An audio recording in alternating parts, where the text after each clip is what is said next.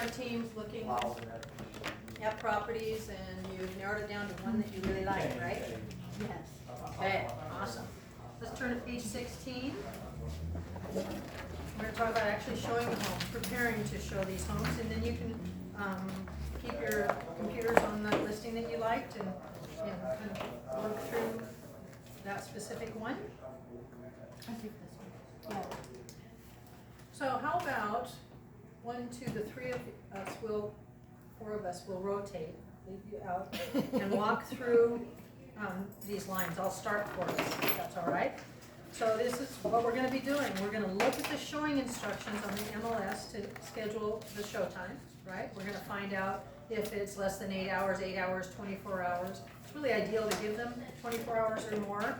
Remember, our relationship with the other agent is important too. It's really nice when they give us time to do our job well and don't have to rush. That doesn't mean to say that I won't call and say, gosh, I'm sorry, I know you might not pull it off, but any chance? Because sometimes we can do what's called piggybacking. They've already made, it's 48 hours notice, but they've already set a time to show it that afternoon. And so maybe you can come in right after that. So always pick up the phone and call, but be respectful and don't wait till the last minute to set your showing times, okay? So again, look at the showing instructions on the MLS to schedule the show times. And that's just under Realtor Remarks. Yeah. Correct. Okay.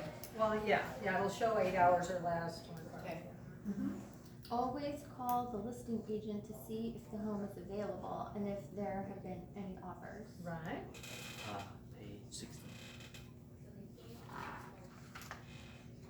Set the home tour date with your buyer with a specific start and end time. And you can go ahead Try to give a 24-hour notice if possible. and speak up because we are recording this, please. Check with your buyer to make sure they have earnest money ready if necessary. Okay. Preview the homes and eliminate any that do not meet their criteria. So, in a perfect world, we're gonna preview homes. And it really is a great thing, especially when you're a new agent. The reason I know that is because I'm not a new agent. It still really helps me if I go, because there's some neighborhoods, especially these newer neighborhoods, and you're going, oh, I recognize that, but what's the best way to get there? So what a big difference when you have people in your car and you're going, versus having run around and checked out your path prior to that, and ideally even gotten inside. So when you can, you always want to preview. It doesn't always work that way. If not, get lost in your office. If you want to print out now we use GPS all the time, so of course you would be able to use that too. But when you go from one to the next to the next to the next, even if you think you know where it is, you're coming from that last property. Get lost in your office, preview whenever possible, so that you don't feel uncomfortable. Because you're going to be visiting with them and, focusing on them. You don't want to have to spend all your time just looking at where the heck you're going. Okay? Prepare and educate yourself about the homes and demographics. Be the source of information. What about the neighborhood? What about the schools? Think about what's important to them and how you might give them further information. Okay. Determine which route to take, always showing the best home first. Okay. Arrange to meet with your buyer at your office or in front of the first home you will be touring. Print out 2 detailed MLS information sheets for each property you plan to tour with your buyer. I can interject just for a moment. I print out the customer version that has all my branded information, does not have the other at the bottom. Yes. How do you do that on Paragon? I always print out the full MLS. Okay, so when you go to print, then you're going to be able to see reports on the side. Right. And we can walk through that later if you want to add it to that other thing that I already forgot that we're going to discuss after class. Okay. It'll say customer listing synopsis, it will say full listing, with a map or without. Come to a Paragon class. And go to a Paragon class and she'll show you just exactly what to do. So you can at the top, on the menu bar, it says print and it says print plus. You notice that? That's the one. So if you wanna print more than one version, you click on print plus, and then you add the agent version and the client version. So mine says Jeanie Vance, da-da-da, my picture at the bottom instead of the other agent's information. So I wanna print out one of each, and I'm gonna give them a folder with theirs in that, and then I'll have mine with all the realtor remarks as well. So the Print Plus has your information instead of theirs. Yeah, well, actually, the print plus is how you're gonna do, are you right there? Let me show you. I'm right here, yeah. Okay. So gotta go. Okay, so, There's no client. There's agent, right? There's So the it's agent the- and the client. that's strange, this is even different. Yeah, right there, agent synopsis. Yeah, agent, and then customer listing synopsis, so you do that, and then you go add. And you go for, And then that's preview. Uh-huh. um, So it's very important, of Customer. course, that you have, you know, everything set up, should have, see, there you go, ready? here it is. Agent agent full That's the listing, version you're customer gonna give full to your listing, client. Customer list forms. So you It check typically it. doesn't happen, but you definitely then it don't says want your name them at the calling bottom, the and then listing you add. agent for information because they can't Oh, reach And it. if you okay. want to When add people both do of those, things then you just do that and then you print it, or you can out of do ignorance all more than, listings, you or know, you do just math. this listing. But or that can you happen. print it as a PDF. Okay. Okay, cool. Place the MLS information sheets in the order you will tour the properties and indicate a home tour checklist for each one so the buyer can record their own comments. Make one set for your buyer and one set for yourself. I honestly, that's a great idea, kind of paper heavy. I don't, what is it they're telling us? A tour checklist for each one. I do a couple things. I give them a clipboard. That makes it nice for them. And then I also give my clients highlighters. I buy a lot of highlighters. So when we're touring and stuff, then they can highlight things that are important to them. Or maybe I can highlight a couple basics, because they're not familiar with these forms. You wanna make this nice and easy for them. Then their eye will go straight to the price, you know, straight to this and that. I do something else that is kind of fun, but it serves a great purpose, a memory retrieval system, if you will, and that is, I tell people when we first head out that we're gonna play a fun little game. We're gonna name every house we see today, ideally in 1 or 2 words, maybe 3 words. It can be hysterical, but the reason we wanna do this is that if you're looking at a bunch of houses and one's on Chemo Drive and one is da-da-da and da-da-da, and you go to visit and discuss about these as you're cruising around, addresses don't work, but Stinky Cat works, or mirrored ceiling works, or, I don't know, I'm not thinking of anything particularly fun, but it can be very, very fun, because there's usually one thing. And in the beginning, they'll say, great view, and I'll say, well, that's good, but I'm hoping to show you a lot of great views. We need a little something more that'll make this, you know, stand out, so. And there's typically something, so then you're gonna write the name of that and encourage them to write it on there too. And what you're gonna find is a little bit later on, you're discussing, you know, Stinky Cat compared to, Hill House. It just works, it's kind of a good thing to do, so. Encouraging them to, you know, take notes and so on and so forth. Make a copy of the 5 must-have sheet that was filled out during the consultation and include it with MLS and home tour checklists you'll give to your buyers. So they're gonna add that to the file you've already given them. When I initially meet for a consult, I let them know that the last thing I want, ideally, is for them to see the paperwork when we're actually writing an offer. You're gonna be all excited and you're gonna be thinking about more important stuff. So I'm giving this to you along with this highlighter, and when you two are having coffee tomorrow morning or whenever it's a good time for you, sit down, walk through this paperwork. It's not very fun, a lot of boilerplate information, but I want you to walk through it with your highlighter. Anything that needs further explanation or that you don't understand, highlight it, and the next time we're together, I'm gonna explain everything, answer all your questions. So I think it's a very effective way to give them really great service and do what you need to do as their agent, but allowing you to initially just focus on the relationship and, you know, the importance of what you're actually looking for. So you're planting little seeds. This is gonna come next, right? And again, I don't want the first time you see this to be when you're really excited and I'm just sent you the paperwork.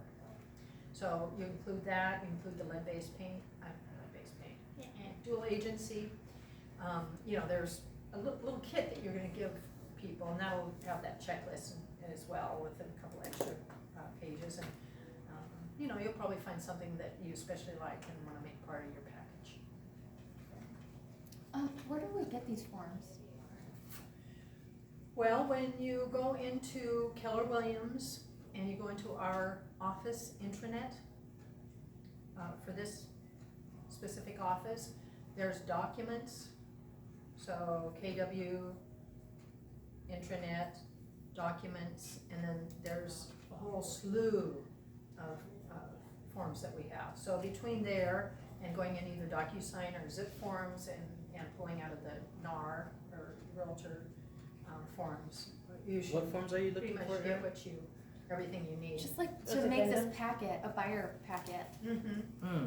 Oh, Yeah, so for instance, you can go into zip forms or DocuSign, whichever you choose to use. Zip forms is, well, actually everything's So changing that's now. like you take your computer to their house and fill out the form in their kitchen with them, or you could do it before you go over, or. Yeah, well, what I'm suggesting on this initial time is that you go with blank, Paper. printed out Uh-huh. contracts. Okay, so I would go into the internet and print them and take them to. Yeah, well, I was thinking about the checklist when I was telling you about the intranet. You're gonna go either, you know, like into the multiple, into zip forms or DocuSign, into the forms library and pull down, a purchase contract and a dual agency. And disclosure. there's one or two more, but yeah. And so, Kind of there, guides you which ones you need to print. Yeah, if you apply a template, Okay. you can choose templates like single family, condominium, purchase Right. contracts, and all Okay. that. yeah, so just the most basic template is fine for them to be able to walk through it, because it's 14 pages. Yeah. The main contract is 14 pages, you know, and they're gonna be typically not with you these days. It used to be everything was at the kitchen table. We'd even present the offer to the seller. Now I don't get to meet the seller. That was frustrating for me, because I get along well with people. That was a plus in my business. And now I write cover letters to humanize and, you know, give them a good feeling, a sense. But you're most likely going to be pushing a button and sending the contract for their signatures through DocuSign. So imagine if that's you and the first time you've seen it has been. Now, half the time they don't do it, but you have suggested and recommended that they did it, and they know that. So, Plain language is a good one to put in there since it's very simplified.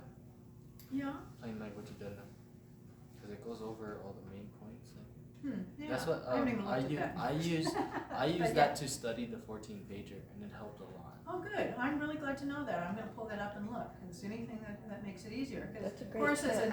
yeah, it's a great tip. Yeah, I'm gonna do As a that new too. agent, Mhm. you know, you don't know it that much more than they do. So, you know, reach Yeah. out. That's one thing I love about Keller Williams. We are a team, win-win or no deal, and we're gonna help you out, so. So I'm on zip forms, but I can't see where the documents are or the templates. I see templates, but nothing's there. You have Yeah. to go to dashboard Yeah, you're gonna have to actually create one in order to let you go in the to get documents. into one. Yeah, so you gotta create a test. So you just make one. Yeah. Transaction. Yeah, yeah, there you go. Okay, The thanks. white box. Mhm. Is there? Any other questions on your No, first we're time at out the in zip All forms. the, yeah, and all the icons.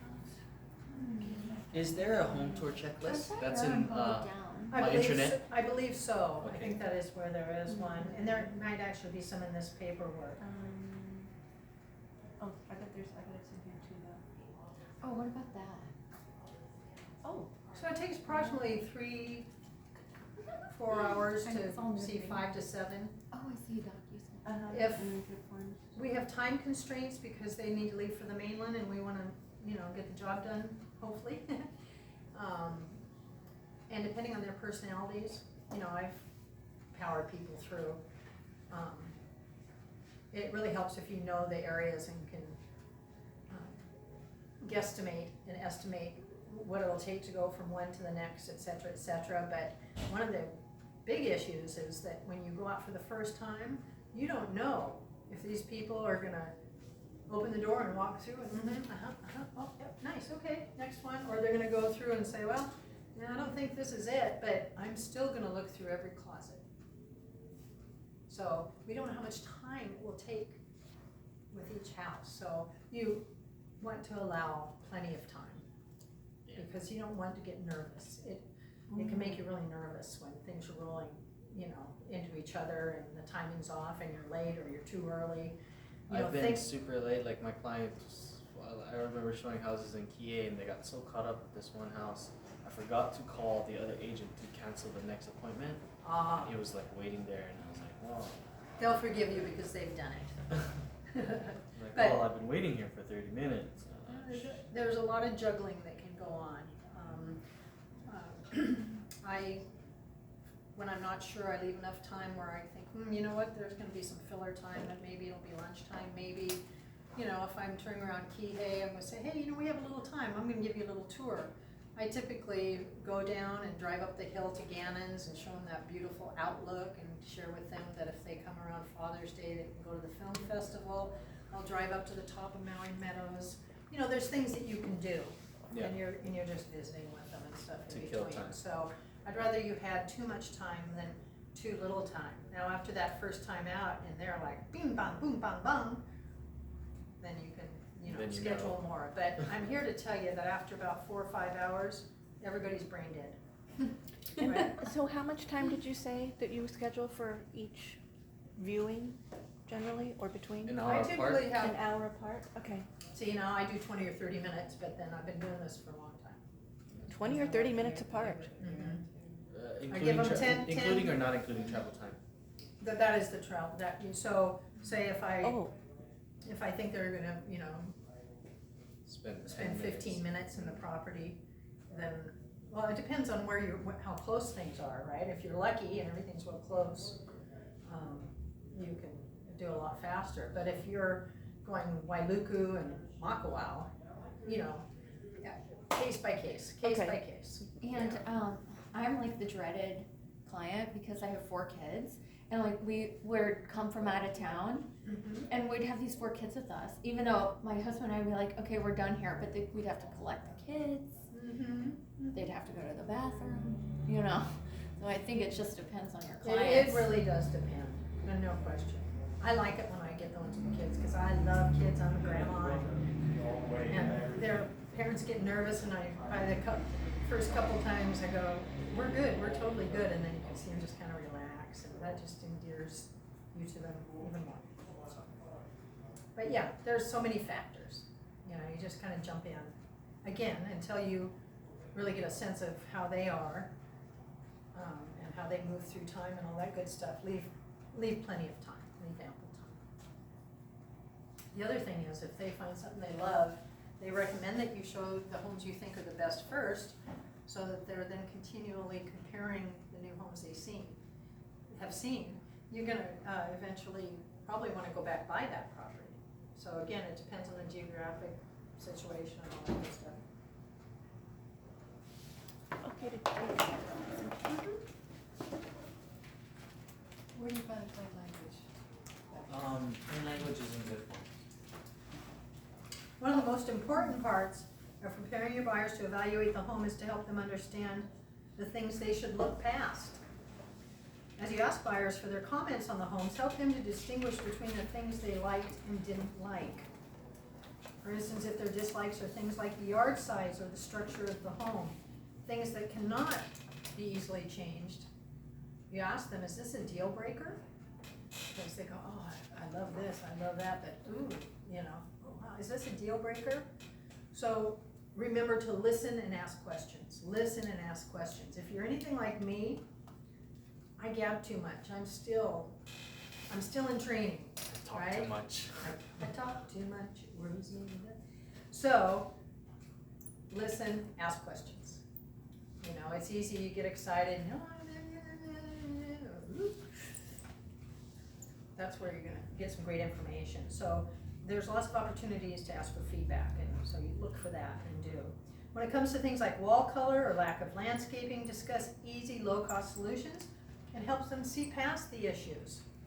So as I understand it, this is pretty god-awful, isn't it? Oh my gosh, I understand that. But remember, we're really excited about this, that, and the other. What would it take to transform this into what would work for you? And if that was good, and you had a solution for this situation, would you be buying this house? You know, ask them. On a scale of 1 to 10, how close are we? You know, and maybe prepare them for that. When you're going through, just going, I'm gonna ask you to rate these houses a little bit. And that rating's gonna change as you get more information, your market knowledge grows, but, you know, let me know how close we are. When they give you that number, ask them why. And if you have a chance to ask that second level, well, why that? You can dig deep and really uncover some good information. I highly recommend that. Have your buyers use the home tour checklist to guide them as to what to look at in the home and to make comments.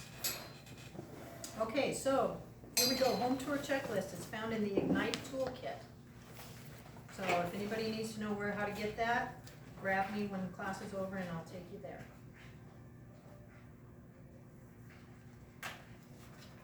They do point out that, of course, when you're showing buyers homes, you're also seeing the market, and you're seeing homes that might work beautifully for others. So your market knowledge is really important. It's amazing. Like if you're very good about going to Tuesday's caravans in Kihei, you know, the caravans around the county. When you're good about doing that on a regular basis, you'd be amazed how that market knowledge will spur something. It's just, again, there's no science. We just want to keep looking at the market, know what it's doing. So on page 18, here's the home tour checklist. Son of a gun. So you have one here, and then of course you can go into kw.com, into education, and into Ignite to get more copies of that.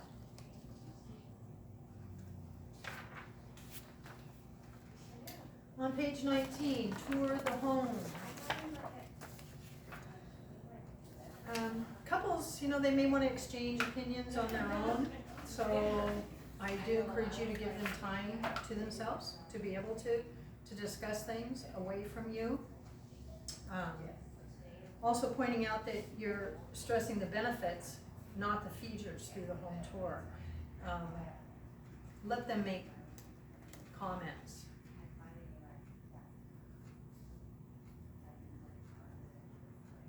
Let's walk through this. We can read these aloud too, I think. You want to start, Erin?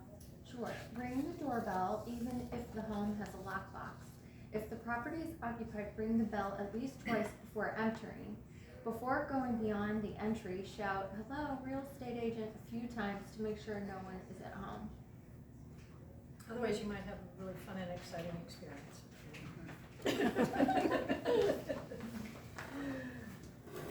You want to take number 2 on page 19? Sure. Record your own comments on your copy of the MLS sheet for each property as you show it. Have your buyers give descriptive names to help them visualize the homes individually, e.g. the Great View House, the Creek House, the Fountain House, the Smelly Cat House. That was so funny. That is so funny. I've had smelly cat houses, there's no question. While touring properties, avoid making comments. Oh my gosh. Well, Marion and I were laughing yesterday about where we just mess up. So I'm kind of going off on a tangent here, but it's really interesting. One of the great things about us as agents is our personalities. We're very outgoing and we like to share and we're Speak out judgmental loud. and we comment and I just can't even tell you how many times I've made comments when it kind of worked against me. So you do want to stay as quiet as possible. What might seem wonderful to you is to them. What might seem to them is wonderful. Take a pool, for instance. I love pools, wouldn't that be great, you know, I like the ocean more, but it's nice to have a pool in your home in hot Hawaii. But for some people, it's terrible, right? So I think of it this way, we all have natural abilities, and one of the best things that my mentor taught me is that, and it explains so much that had happened up to then in my life, is that our natural abilities are fantastic, but we also need to manage them. It's when we overuse our natural abilities that, you know, I guess one classic situation would be codependency, right? Well, that's a beautiful ability. Typically, if you're in a codependent relationship, you're serving and you're giving and you care about, you know, all those things. But if you overuse it, and you don't withhold it when it's important, things don't go as well as they could. So just keep that in mind. There are, let them formulate their own ideas and their own opinions, and ask them to share what they're thinking, because it's going to give you some wonderful clues that you can optimize as you go through the process. While touring properties, avoid making comments. Let your buyers come to their own conclusion. Instead, ask questions. You want to get inside their heads to determine if this home is really a match for what they want. Try asking, what would you change about this house? This can give you the knowledge you need to get them to the proper house. Not sure who's next. You? Yep. Help buyers identify their perfect home by pointing out the benefits, not the features, that align with the needs, wants, and values you've already identified with them. Features are attached to the property. Benefits are attached to the buyer. For example, if the home has new windows, point out the benefit, not just the fact that they are new. New windows mean you'll have lower utility bills, so you'll have some extra spending money every month. Bingo. Yeah. Have the buyers rank the houses you've shown them in order 1 to 5. If you're working with a couple, have them do this at the same time to see if they're on the same page. This exercise will help the buyers self-discover as to what is really important to them in their new home. And sometimes we laugh a lot. Yeah. And finally, Finally, ask the buyers, do you see yourself living here? Follow up with why or why not. If they respond affirmatively, ask, are you ready to make an offer today? sometimes it's hard for those words to come out because you're a little nervous, you're being a little pushy or whatever. But just do it. Think of it like a script, practice it, you know. I Are you remember. ready to make an offer today? Pardon? I remember one time I told my buyer, I was like, hey, I don't know if you'd want to see this house, man. It's kind of beat up, and it's, you know, I told him like, I don't want to waste your time. I already previewed it for you, and I think you should cross this off your list. And then he shows up, and he wants to put in an offer. So I was like, what the hell? No, I've had that happen. That's exactly why we don't want to judge ourselves. That's exactly why Mary and I were cracking somebody's up. gonna buy that piece of crap house. We both didn't like a house we Yeah, looked we did. at. We did the same We had thing. the same visceral reaction to it. Yeah. We're like, ugh. I know. Well, and again, Thinking. so thinking back to when we started the class and I shared with you, if you're gonna tour and you've already made, you know, plus not only that, if you show them nothing but the very best, right? You wanna give them a, kind of a, the word be a piece of the market, right? To see what is available.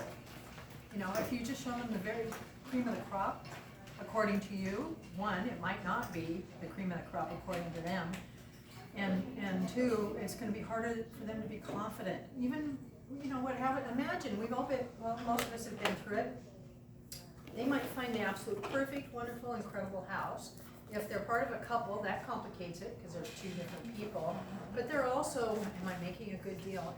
You know, all these things going around in their heads that complicate issues, right? So I just think it's so important that they have had,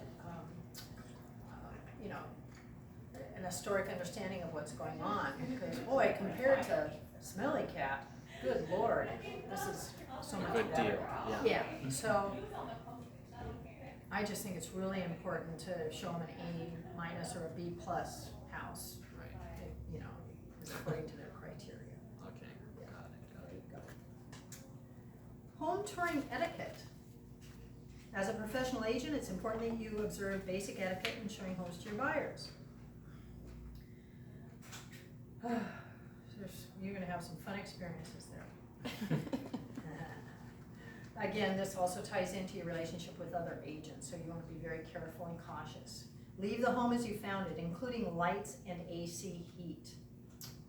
Obviously, heat is not gonna happen here, but, yeah, so you have to kind of remember to pay attention to what's going on when you come in the house. Be sure to look for and observe all touring notes in the MLS or given by the agent. Being mindful of pets is so important when opening exterior doors or going to the backyard. Animals can be an issue, but for the most part, agents and their sellers are very careful about putting them away or removing them from the home, but it could be an issue. I think it's important to leave a card on the counter. In some markets, that's actually the law. It's not here in Hawaii, but I still believe it's a very good idea. They point out here that if the home listing should expire, it might be good that the seller knows you actually brought buyers in. And again, we want to stay very pono, and you don't go after a listing that someone already has. You know, if they were to call you, that'd be one thing, but it is important that you do the right thing with that. Make sure to secure and lock the house when you leave, and notify the listing agent if you see that anything's wrong. That's a really great thing to do. That's a great thing to do. You know, I noticed that the back window was wide open, and when I came in, the side door was open. Or it looks like, I don't know what happened, but there's a big mess. You know, anything that you would want to know if you were the listing agent. It's a really nice thing to do. Anything else you guys can think of, or?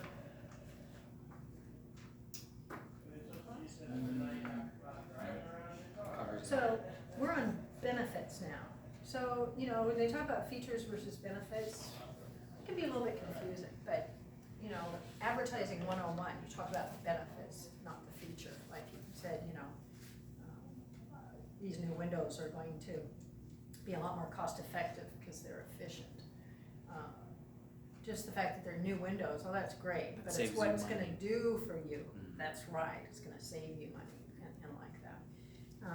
You won't have to put in new windows anytime soon. Yeah, absolutely. I like to ask buyers when I sit down with them, and say, okay, here's a pie. How much of this pie is you for your lifestyle? How much of your decision has to do with the investment you're making? You know, try and find out how they're thinking. And oftentimes in a couple, they think a little differently. One thinks just through the emotion, the other is just, oh, I don't make any emotional decisions, it's got a bit. So there can be, you know, things that also not only will be good for them in the home that they buy, but that will be important if and